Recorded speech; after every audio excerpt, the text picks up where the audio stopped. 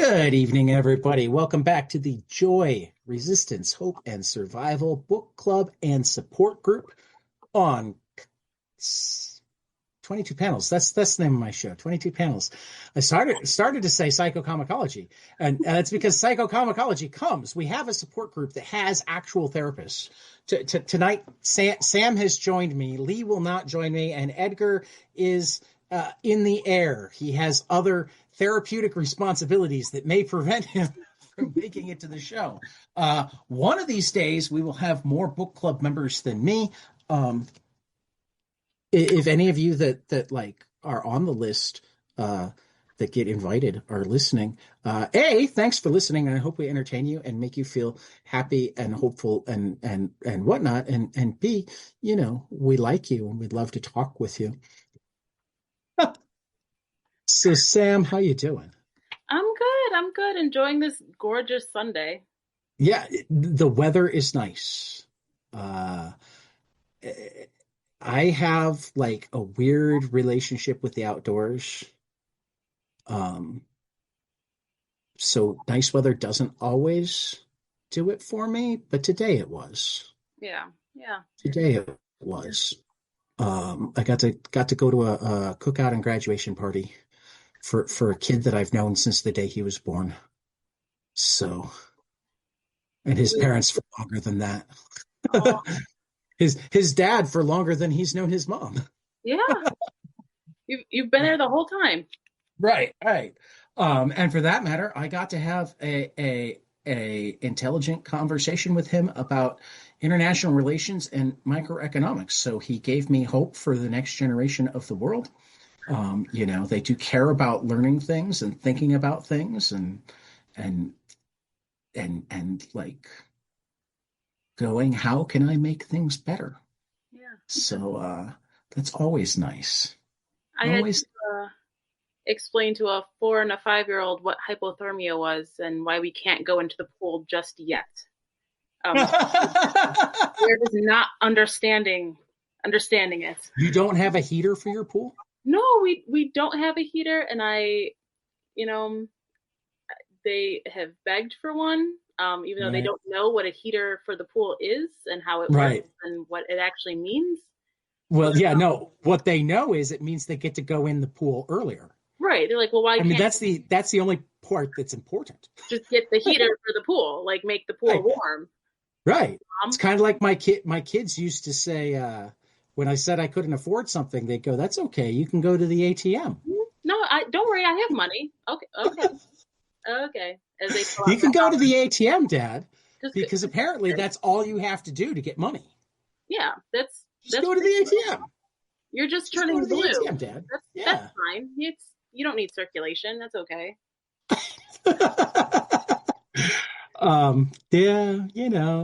Pools. Soon. What temperatures does it have to get to before you let them get in the pool? I'm thinking maybe tomorrow. Because they swim around a lot. Like they're pool kids. But I'm thinking tomorrow when it's like almost 90, like, and they won't completely freeze. But I mean, my question is, do you do the pool temperature or do you do the outdoor temperature when you're deciding that? I mostly do the outdoor temperature. Okay. Because then at least I know it'll heat up enough. They were trying to swim in September last year, and I was like, I can't let you do that because the water temperature does matter a lot. I mean, this is just the Boy Scout and me talking that like September, it's actually more likely to still be warm enough water than it is to already be warm water in April, depending on when you filled your pool, etc. Yeah. Because it holds the heat for a while. So like if they're in a pool that's 70 degrees and get out into 60 degrees, that's not as big of a deal as if they're in a pool that's 40 degrees and they get out at 60 degrees. Yeah. It's been open for a couple days now. Like I was opening the pool and Bella was standing on the deck in her swimsuit. And It's 60. Like, we're just opening it so that when it is hot. Well, just don't let them learn about polar bear swims, because that's a thing. We do that. Yeah. We do that. I've done one. Mm-hmm. We do it. One of the keys, though, is having towels, blankets, and a hot fire on the beach. Yep. I used to do it every year when I was in grammar school and high school, and then I had Edgar do it for the first time. Oh, you can't say grammar school if your kids are going to hear, because they're going to go, but Mom, you just said that you went. You went into Lake Michigan, and when it was freezing, and there was icebergs in the water. Right. And you're worried about hypothermia? You know that I could just walk inside, Mom. Like, I'm the crazy one. I'm sorry.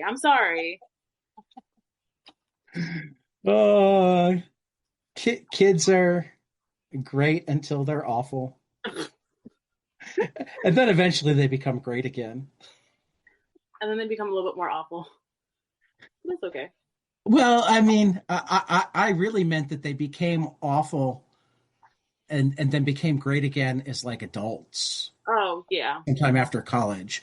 And then I was going to cop to the fact that during their awful period, they tend to still be great some of the time. Yeah. They definitely have their moments. Until that frontal lobe develops, they have some great moments. I mean, really, my theory on kids, and I know I'm a little bit different, because there are some people that love those first couple of years, right? And I'm like, the first couple of years, they lie there and they poop. Mm-hmm. I don't know what the big deal is. It wasn't my cup of tea. It wasn't my cup of tea. I actually find the terrible twos is when they start to get interesting. Yeah. Yep. But when they get really interesting is when they're capable of asking questions. Yes. Yep. And when they become horrible is when they realize that just because you said that they needed to do something doesn't actually mean that it's impossible for them to choose not to. Mm-hmm. When they develop that free will, like right. And the problem is you do actually want them to develop a sense of free will, but it makes your life so much more difficult, particularly when they're still learning like consequences. Yes. Yep. And then when it really, really gets bad is when you go from being the smartest person in the world to the dumbest person in the world, like overnight. Mm-hmm. Which, if you're lucky, won't happen until they're like 10 or so, but sometimes happens as early as 6. Yeah. It's like the danger of having smart kids. The smarter they are, the sooner you become dumb. Yeah. No, that's Bella right now. She'll be 6 in August, and I swear, half the time she catches me, and I'm just like, I know I said that, but. And if she learns how to Google things, you're in real trouble. She's like, well, I saw it, here, and blah, blah, blah, blah, blah, blah, blah. And you're like, you can't believe everything on the internet. And she's like, this is the New England Journal of Medicine, Mom. Right. I'm like, when did you learn how to read? Who taught you how to read? But then at some point, they realize, oh, maybe you're not so dumb after all. Yeah. And that's a really cool period. I mean, you've gotten to know that a little bit, I think, as a stepmom, Edgar's older kids. Yeah. But I went from being really dumb to really smart almost overnight when my son had his children. It's funny because I'll sit and talk to my stepdaughter, like after Bella has done something ridiculous. Mm-hmm. And she's like, I can't wait to tell her, like, when she's a teenager, and she's like, my mom's the worst. Like, she's terrible. Like, she did blah, blah, blah, blah, blah. She's like, I can't wait to tell her, like, you don't even know what you did to her when you were little. You don't even know. Like, you give that woman, peace. You don't talk bad about her. I knew her before you were born. She had no gray hairs. Right. And then you came along and you terrorized her and you did all this stuff to her. You leave that woman alone. I'm like, well, thank God I have someone on my back. Like, thank you. Yeah, until she gets a job in like Los Angeles, and that Oh, means she yeah. won't actually be there. Right. I'm like, you have to stay around forever because I cannot keep these kids in check. I need like a cool older sibling to keep them in check to let them know that I am also cool and Right. I know things. Oh, so that's a great segue into our reading this time because it's one of the younger characters in the Marvel universe, and certainly one of the quirkier characters in the Marvel universe. This month we read some Squirrel Girl. I read like the first 24, 25 episode or issues. Not as much as I'd hoped to, because I was hoping to get all the way through Erica Henderson's run, but I've had so many other things to read, and I've read them before, but like you want to reread them again because like Doreen is just precious. Yeah, she like eludes this positivity. Like it's Yeah, just it's cute. Like yeah. it's enduring. I mean, where she had me, first, let's talk a little Ryan North. We were talking a little Ryan North off the air. Um, and I don't know how much other Ryan North you've read, but like the footnotes, or really not footnotes, jokes at the bottom, really, because they're not traditional footnotes. That's actually a thing that he's done in many of his books, not just Squirrel Girl. And like, I love him for it. I love that, because I get this funny story and I get commentary that's more my age about how, yes, this is ridiculous, but that's why it's fun, Mm-hmm. essentially.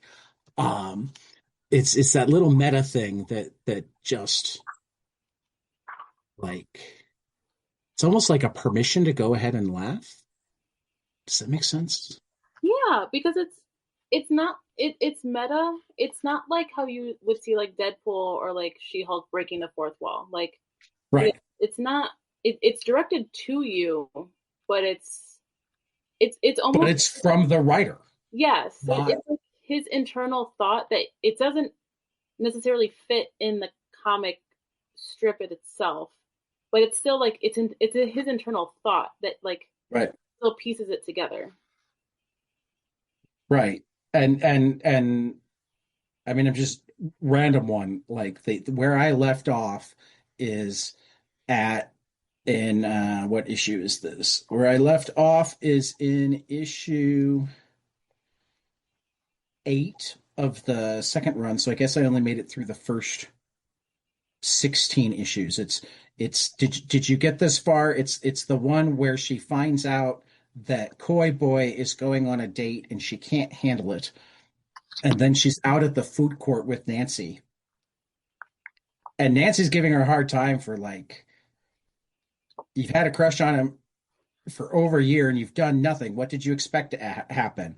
And Doreen's, for him to ask me out and then confess his undying love for me, so I wouldn't have to be the first to say anything and thereby risk rejection, obviously. And then North's comment is, it's an extremely valid flirting technique that gets results for certain generous definitions of results. It's that internal dialogue where it's just like it's silly, it's funny, like it's it's what you're thinking, Right. but you know, it fits. So, had you read any Squirrel Girl before this? No. No. It's funny, like I don't typically read Marvel comics. I know you're more of a DC girl. I'm more of a DC person, so I want to say um besides what's it called, the Vision, I think this was maybe the second like Marvel comic I've actually read. Okay.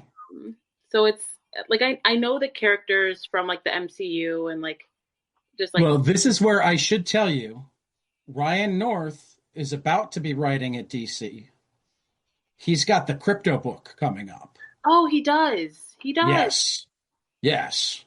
So, you're going to be reading a Ryan North Oh, I book am. soon. That's gonna be, oh, that's gonna be so good.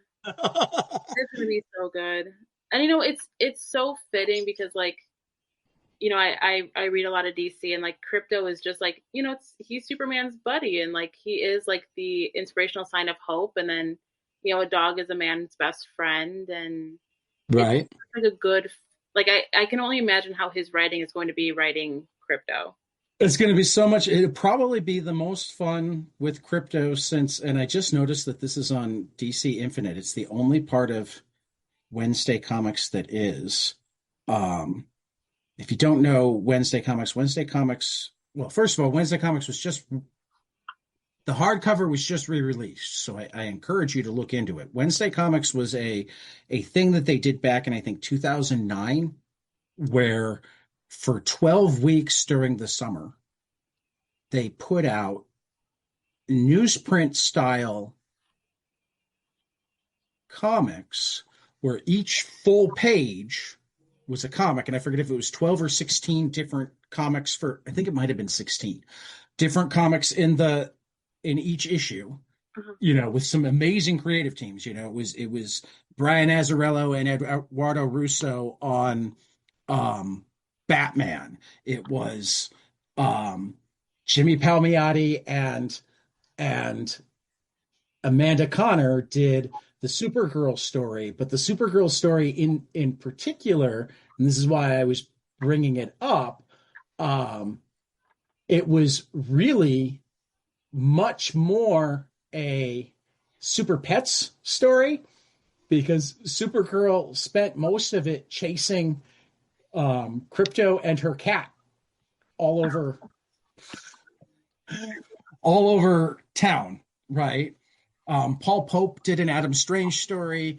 Kyle Baker did a Hawkman story. I mean, it was just a who's who of comics doing one page, but like full newsprint page stories on a weekly basis. Oh, that's awesome.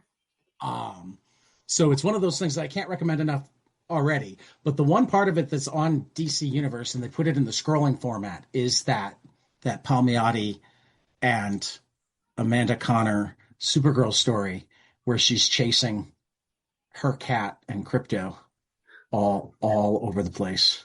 So if you have DC Universe, you should go check that out. And if you don't, go buy the hardcover because Wednesday Comics is worth having. I didn't mean to go on a complete and utter tangent there, but that's how I yeah, I like I was talking a little bit off air about this is the most free form of the book clubs because it's really just supposed to be to laugh and kind of have a moment of escape or solidarity or whatnot as we worry about Earth and humanity. And that sometimes makes it so I don't know what to say. I don't know what's more to say about Squirrel Girl, except that like she's quirky, she's funny, she tends towards nonviolence, which is just amazing. I mean, become friends with Galactus. Right. Or like how she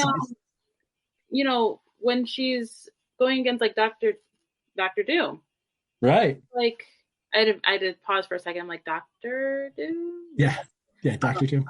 But I'm like, a lot of the villains that she is up against like are known to be like the more chaotic. Yeah, but they're also heavyweights. Yes. I mean, Galactus, Doctor Doom, Kraven the Hunter. Yes, like it's not like like Polka Dot Man, like right. It's not like these little guys. Like she's up. Though Spot was kind of. I remember reading one of the early appearances of Spot in Spider-Man. I'm assuming that's who you mean by Polka Dot Man. Yep, that's what I meant. And when he's done right, he's pretty freaky. The idea that you can just throw a hole up anywhere and have it open where you want it anywhere else, so you can be like on one side of a guy and punch him in the back of the head from the other side. It's different. But it's also, it may be silly, but it's like it's like, when they finally truly explored Sue Storm and what her powers meant, they went, oh, she's probably actually the most powerful Mhm. of the Fantastic Four. Right. When they actually realized, like, oh, this is what we have here, like, this is what we could actually do with it. Right. There's a lot more to I it. mean, we're not talking Stiltman here. Sorry, David Harbour. No, but I mean, it's cute, and like, being someone who doesn't typically read like Marvel comics, like I love like the Deadpool, like the little Deadpool Yeah, books. the Deadpool, the villain cards. Yes, where it was like, okay, like I appreciate that, like it's Right. like, It both gives us our background and makes us laugh. yes, like, she fits in with, like, not that she fits in with Deadpool, but she fits in with Deadpool. Like, she's got Howard the I Duck. would read a Squirrel Girl Deadpool team up. Oh, because I think he would think she's so cute. Like, Yeah. he would think she's adorable. Yeah. And she would become his friend and teach him that, like, the error of his ways, and Hmm. then nuts and maybe pizza. Yeah. Like, Deadpool's Guide to Supervillains, the Scarecrow. Fun fact: this guy's never traveled through time. I would actually have no idea where to even start on such an endeavor. Why would Scarecrow ever travel? Like, it's so silly, and like, she And talks. then it's essentially the how do we, and that's like Ryan North. I mean, I can't recommend enough, like, literally everything Ryan North does. Ryan North has a couple of prose novels. Novels isn't quite even the right word. Um, Ryan North, um,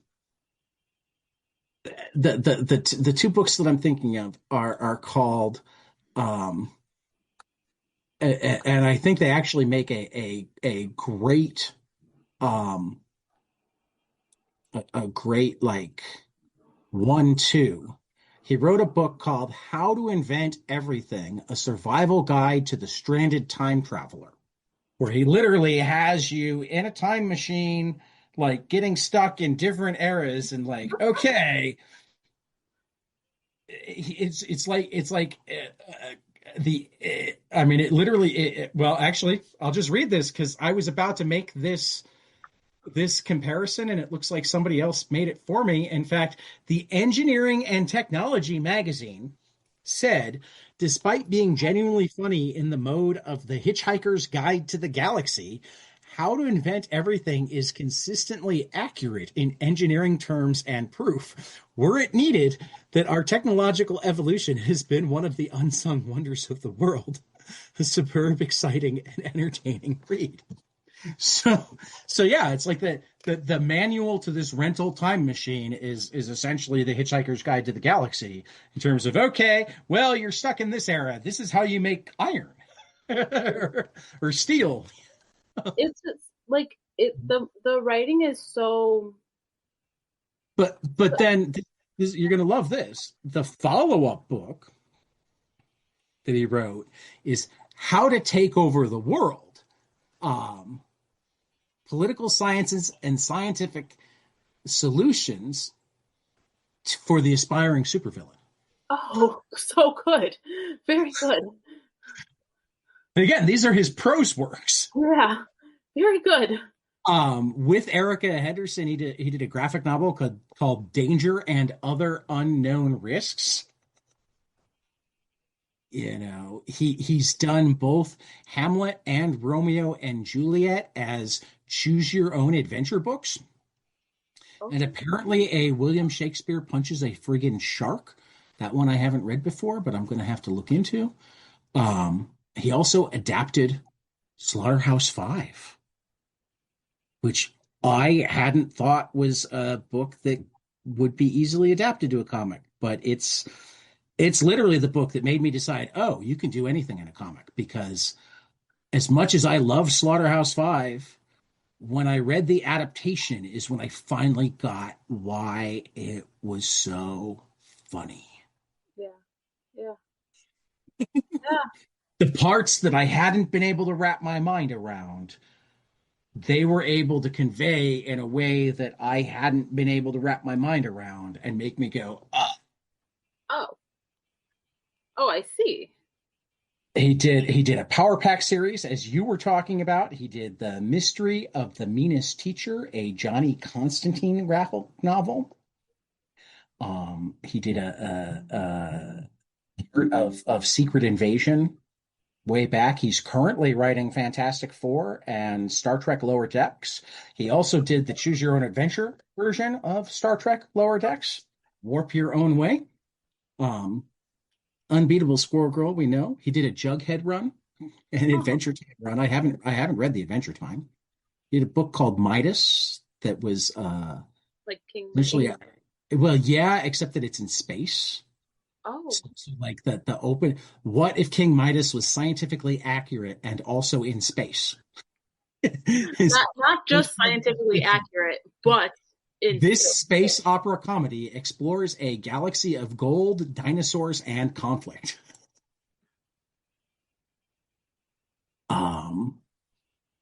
Yeah. And for that matter, he has a near daily, he's been doing it on his Patreon for God forever. It's called Dinosaur Comics, and he literally has, let me pull one up and show it to you. It's kind of great.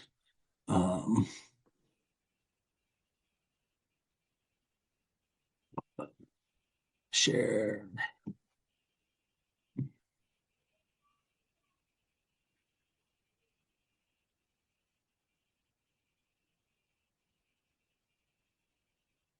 So, Dinosaur Comics, every single one of them has these pictures. Wait, that's... And like, we're talking thousands now, right? All of them have these pictures. Oh, different. Interesting. The same dinosaur pictures, but different dialogue. And he's been doing it for like a decade. But it's what's that saying where it's like, there's, an infinite number of ways that you can do something, like, and having the same images and just creating new story to it. Like it's genius. Like, oh my God. I didn't even know that Squirrel Girl had her own radio show. Oh, I'm going to have to go look at that. See, I learned things. It's very good. Ryan North is a busy guy. I haven't had him on yet. I'm working on it. So from what I can tell from him, he loves time travel and space.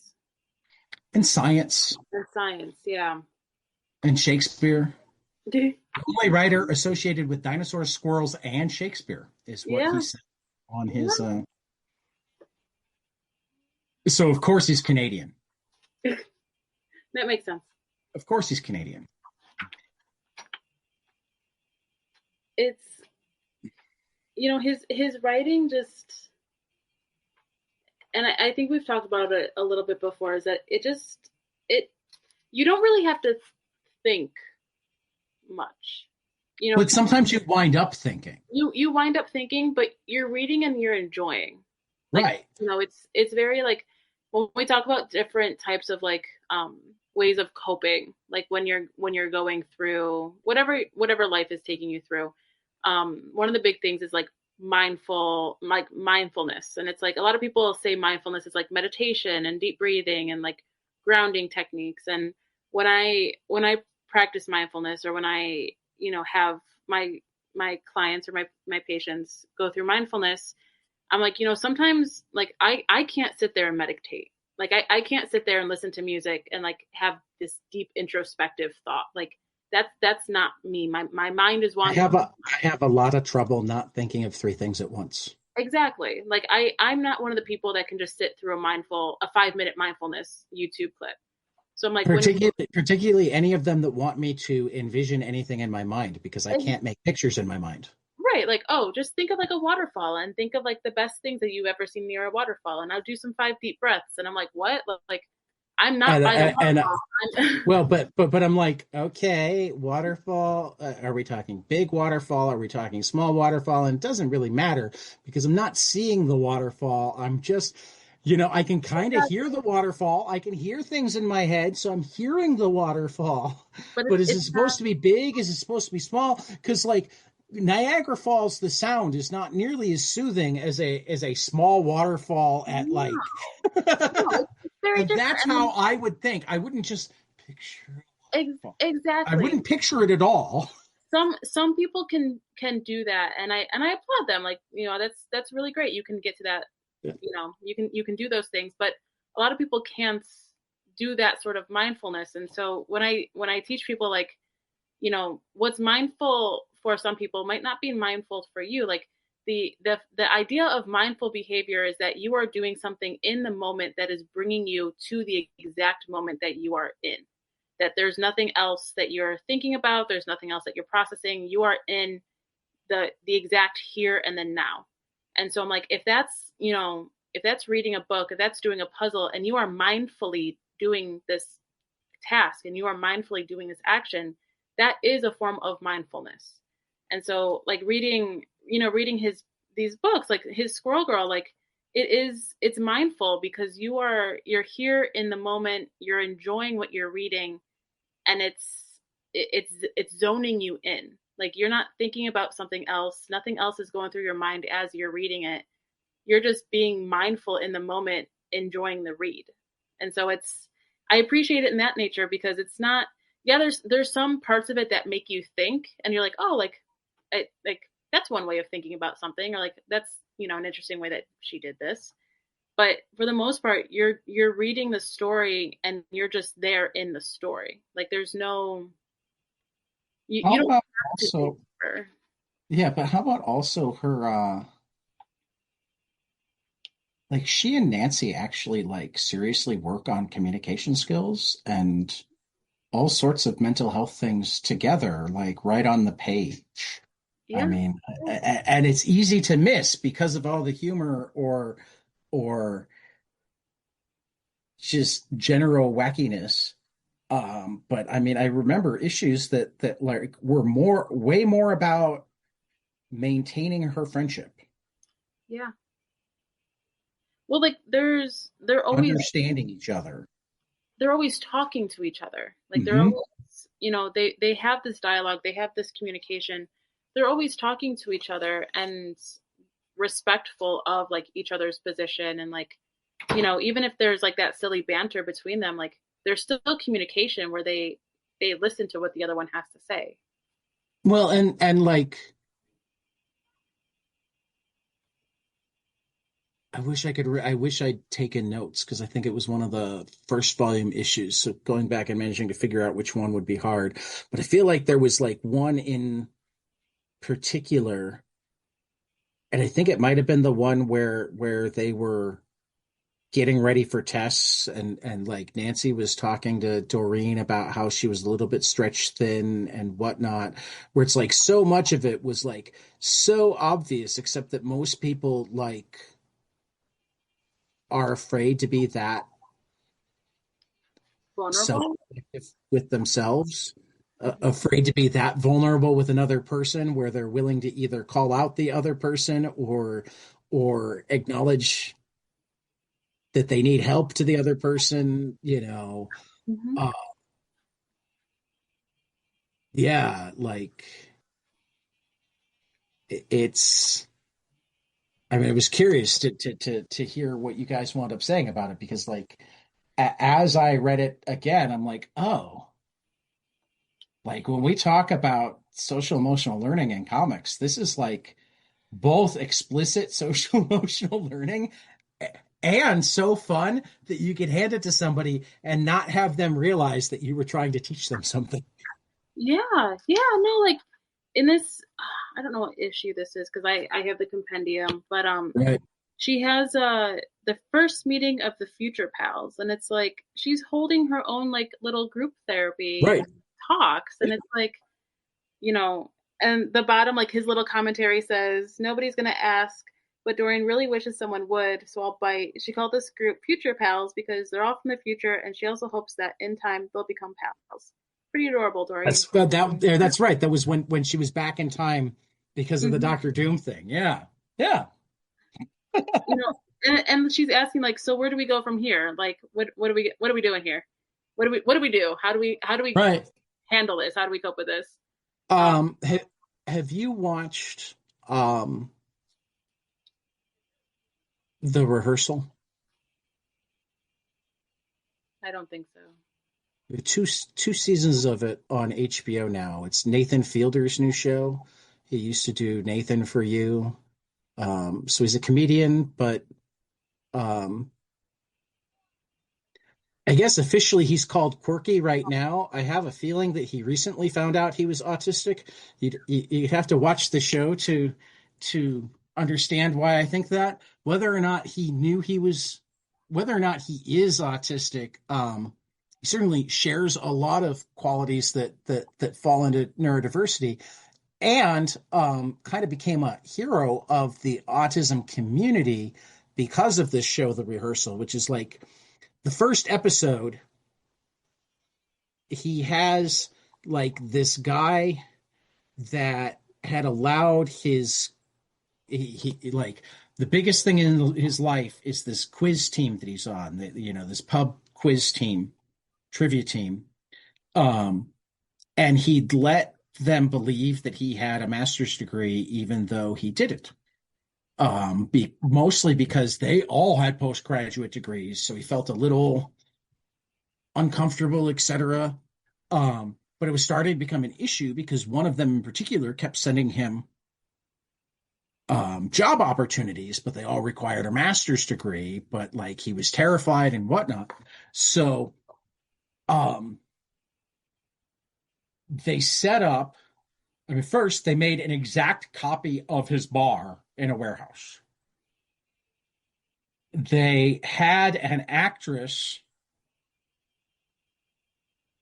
under other pretenses, spend time with the specific woman that he wanted to like share things with, to get a feel for it, etc., so that he could then practice. And they put together flow sheets of like, if she says this, where do we go from, blah, blah, blah. They started to notice that the trivia was a big enough deal to him that like worrying about the trivia was getting in the, and they knew that if they told him the trivia questions, but they're like, but if he's worried about the trivia, it makes it too hard for him to do this. So they managed to get the trivia questions for the night in question, and then like take him on walks where they arranged for the answers to the questions to come up, because like there would be an actor here that would, something would happen and they go, they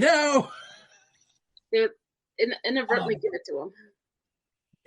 So essentially, they did all this stuff to help him script it, so that, and then it worked out perfectly. And there were other stories, and the whole second season was about like helping airline pilots and co-pilots communicate better. But again, they went from a similar, so they literally wound up building a mock-up in a warehouse of a massive part of the Houston airport and having actors tail people from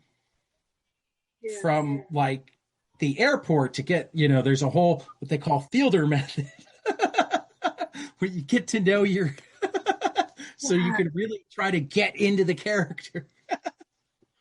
But it wound up attracting the autism community because, I mean, that's so much of what particularly with, and it's one of those terms that the people in the neurodiverse community, including myself, hate it, but we can't quite come up with a better example or a better term yet, particularly for like high functioning autistic people. Knowing when to mask and how to mask and when not to is one of the most important things you have to do. And masking involves a lot of scripting. It involves, I mean, at one point, when he found out that, oh my God, the autistic community loves me. He found that out for completely different reasons. He discovered that, oh, there is one community that thinks my show is amazing.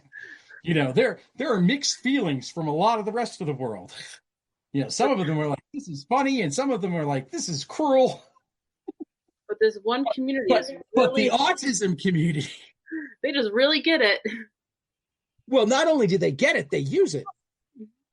So he winds up actually even sharing the airport for all of these kids to come practice airport cool. stuff. That's cool. And I guess where I'm going with that is like, that's one of the low key things going on in Squirrel Girl is because I think they're both neurodivergent. At least I don't remember if at any point either one of them are specifically identified as neurodivergent. I don't think they have been in what I've reread here.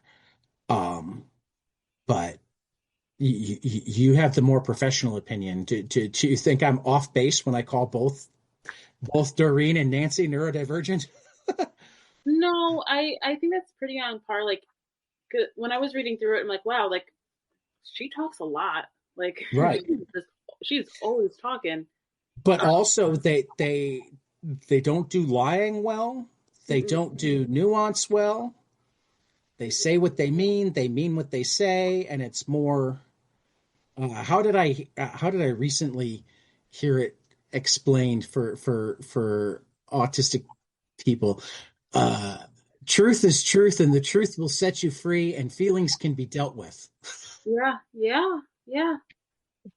No, definitely. Like, that's essentially why we don't hold back. It's like, no, there's not. Right. Like, you can handle your feelings, the truth, then we deal with your feelings. Right. Once the truth is out there, the truth is the truth. You can't argue the truth.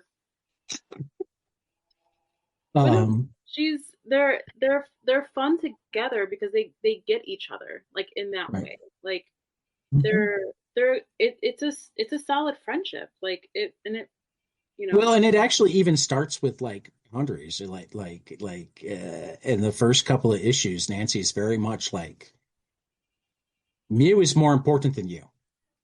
You are great, or you can be great if you don't have a problem with Mew. I know we're not supposed to have cats. That is the test number one. This is what we got here. This is what we're dealing with. And Squirrel Girl's like, no problem. Here's Skippy Toe. Okay, squirrels aren't as cool as cats, but I understand. Like, it's those cute little like quips like that, where it's like, right. You enjoy them for who they are because it's real. Like, as much as it's like it's a comic and it's a story, it's real, and like there's a genuineness to it that can't be faked. I think actually we wound up. I was going through some of the notes from last time, and like I forget who brought it up, but like in response to Edgar having had trouble with the fact that I thought it was a true story and then it was fiction.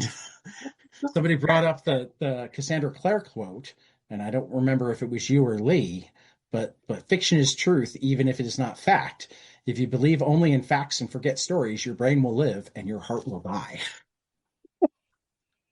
Yeah. Because I mean, the truth. There are some things that are fact, right? Like gravity, science, like science, like and truth cannot refute fact. Mm-hmm. I mean, I think this is actually one of the places where people of faith mix up belief and truth. Mm-hmm. Belief is one thing, and belief is a powerful thing, and I support anybody's ability to believe anything they want to believe, particularly if they understand that belief can have truth, but it is not a substitute for facts. Hmm. Hmm. Right. No, no, exactly. Like it's it's good to have beliefs. It's good to have your truths, but facts are facts. Science is science. You know. Well, and one of the things to understand about science is science has a lot of probability involved. It builds on itself. I mean, so many people who don't understand science are like, oh, yeah, but they said this 10 years ago and now they say this. And it's like, well, let me explain how they built from that to this.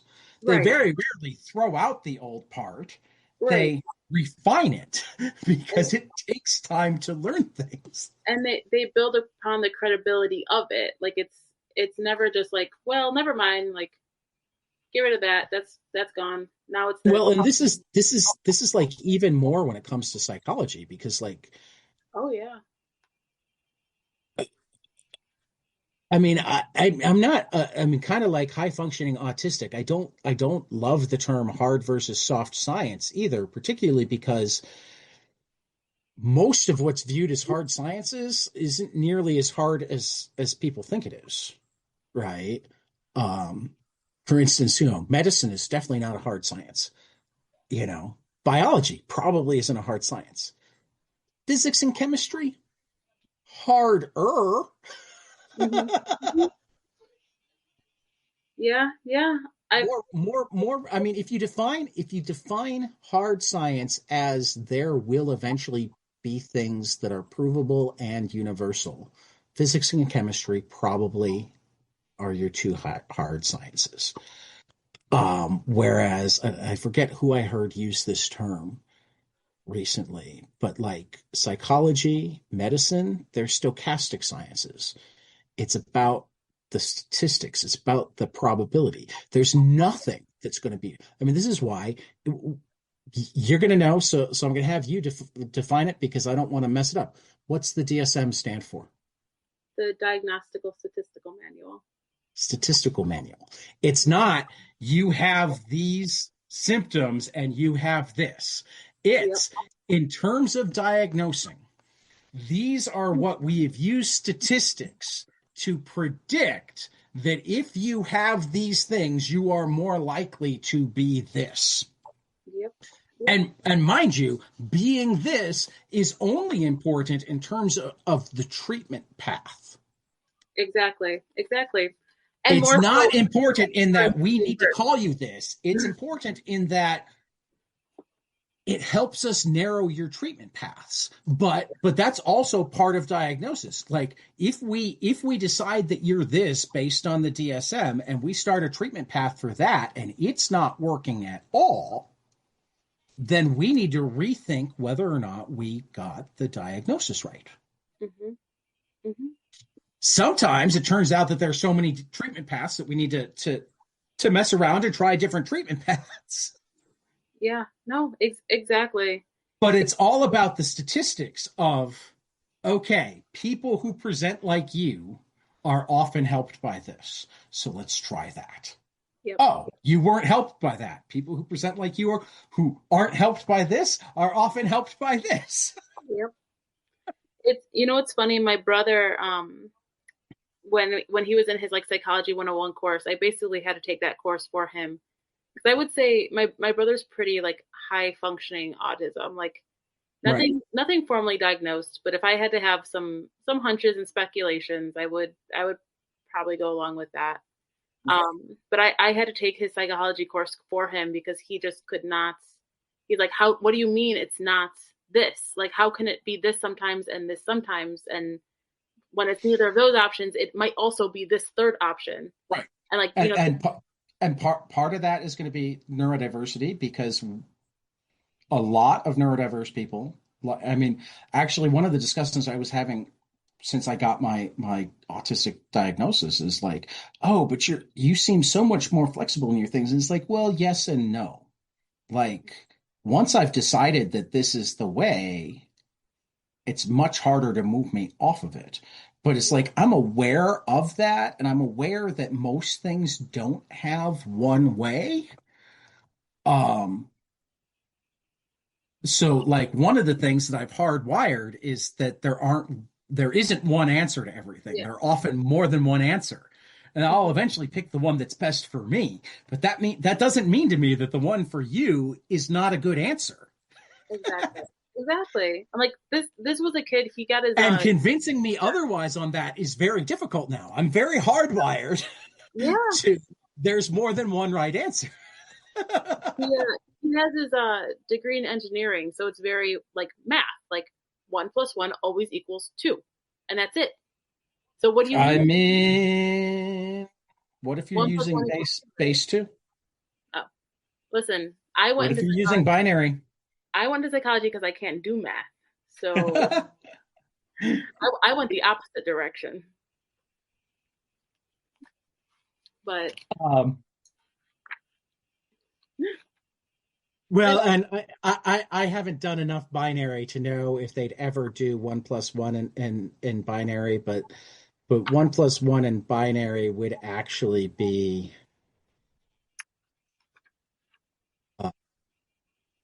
then I think, or maybe actually 10, because I think with binary 0, 0, 1 is 1, 1, 0 is 2, 1, 1 is 3. So yeah, it might actually be 1 + 1 is 10 in binary. Ted, But I I went don't know how much. because I don't do math. I had to take 095, 096, 098 till I can get to 101. 1 + 1 can only equal 2. And sometimes I have to pull my calculator out for that one. Well, and actually, I'm the person that argues with math. Math is more a language than calculations. So like it's understanding how it works, which I would be willing to bet you're better at than the calculation part that matters. I mean, you wouldn't be able to do the statistics necessary for psychology if you didn't understand math. But calculations is a whole different ballgame. Yeah, that's not fun. That's not my thing. It's why I don't understand why we limit when and how calculators can be used. Because really the key is knowing what to put into them. That is true. And the answer is all the time. Don't hear me. Just like I don't like I was joking around with the binary, but like if we were doing binary, you'd know we were doing binary, and therefore it would just be different. And I know that when you say 1 + 1, you're not talking binary. It's assumed that it's base 10 if nothing else is mentioned, right? That's actually even a rule of math. If no other base has been denoted, it's base 10.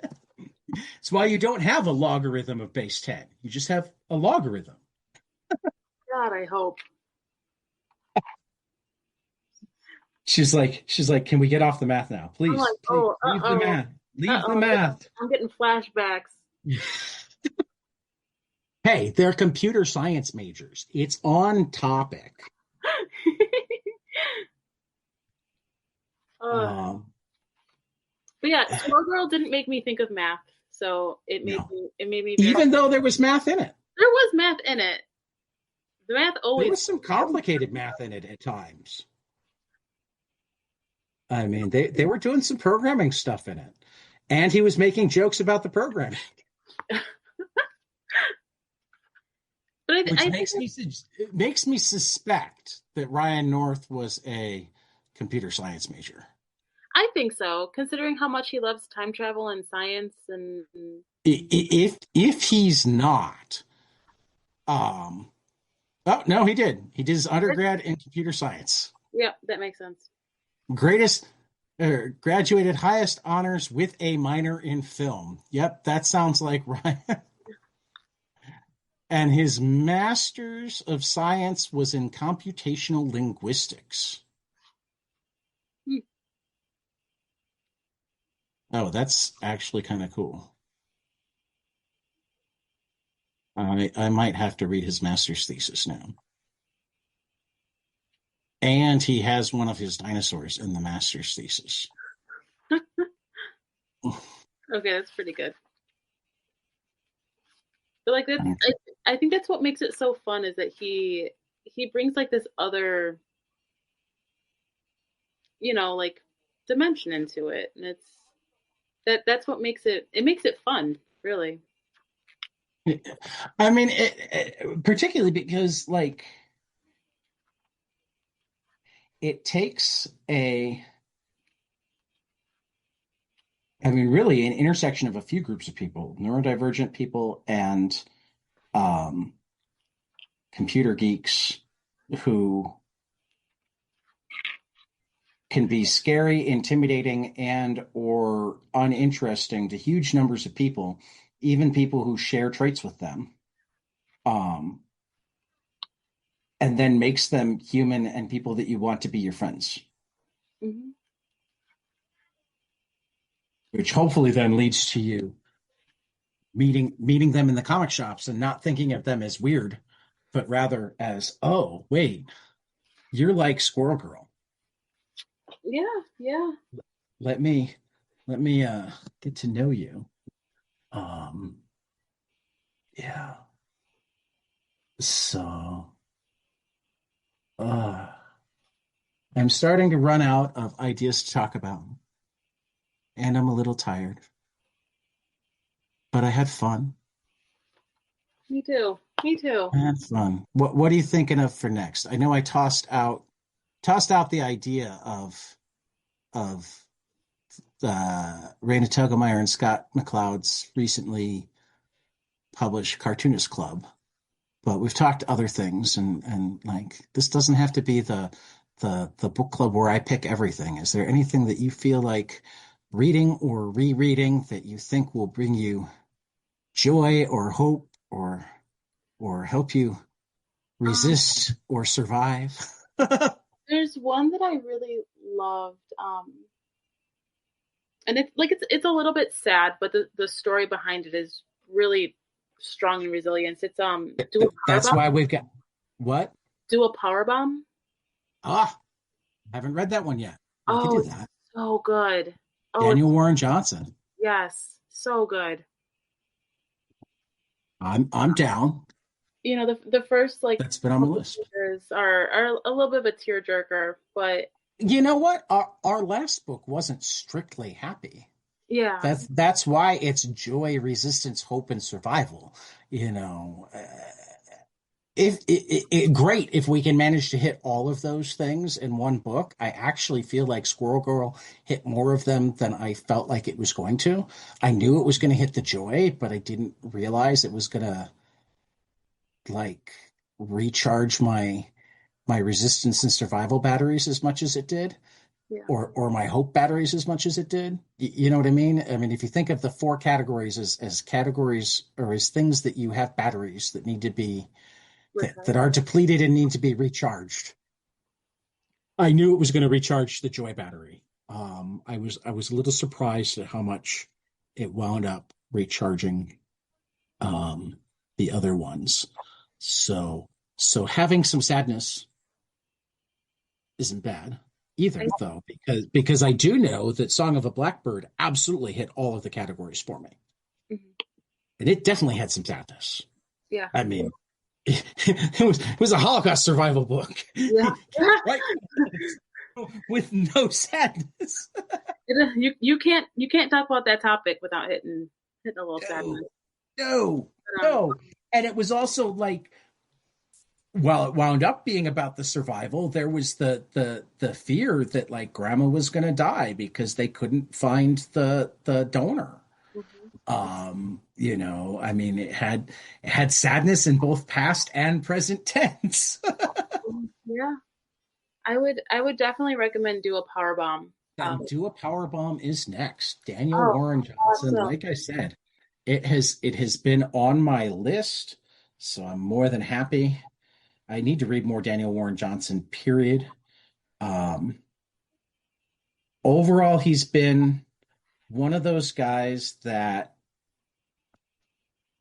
historically, I like him, but I don't like him as much as other people like him. I think you'll like this one. I think you'll really like this one. Well, I haven't read a ton of his work because, I mean, Scott Snyder for a long time was one of those guys, and I've since found a number of Scott Snyder books that I like as much or more than other people like them. I just difference of where I was in my life. Different. I mean, I think one of the things I'll say about both of them is they are huge world builders that aren't always as focused on character building, but I know that the rep onto a power bomb and why it was on my list was that it was going to have a great deal of a character arc for that main character. So, it's more likely to be at my wheelhouse anyway, but even not, like, so many people love it that we'll find out. I always find something I like. Can't remember the last time I read anything, particularly in comics, where I just couldn't say. You couldn't be like Edgar and be like, nope, hated that, did not care for it. I mean, I could say it wasn't my cup of tea, while still saying good things about it. Mm-hmm. Oh, well, no, actually, no. I can remember. We're not going to name it on air because I don't do that. I can remember once in the last 4 years and I wasn't even able to finish it because it just wasn't resonating with me. Once in the last 4 years was there something that I really tried to read and just couldn't find anything driving to really connect with. Mm-hmm. But like I said, because one of my favorite Brian Michael Bendis quotes is he said, there's one question that he refuses to answer. He will not tell you what his least favorite comic of his work is. Mm-hmm. Because just from his time at cons and whatnot, he can't think of anything he's ever written that somebody hasn't come up to him and told them how much it meant to them. Yeah. So the last thing he wants to do is to have one of his fans listening to the show and hearing that he hates the book that he wrote that they love. That they love. Yeah. Yeah. Like, what does that mean? Right. I think there's a difference between criticism and crapping on something. Like, I think honestly that in general, it's hard to do good criticism unless you see something that could have been better. And I'm still uncomfortable about anything that I feel more critical about than, it then becomes how important is it to criticize this versus allow it to be somebody else's cup of tea and just talk about something that I like. Exactly. So for Sam from Psychocomicology, this has just been the two of us tonight discussing Squirrel Girl and all sorts of other things, because that's what we do.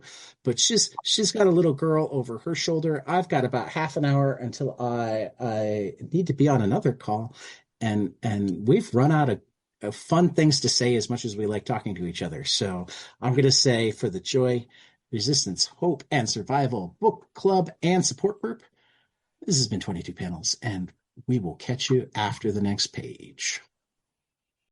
Hey guys, this is Tyler from 22 Panels. I'm here to tell you all about our Patreon. If you enjoy this show, please consider donating to our Patreon to keep this show going. We have many different tiers, all different levels, to help you decide what's right for you. Okay, so get on out there to patreon.com/22panelspodcast.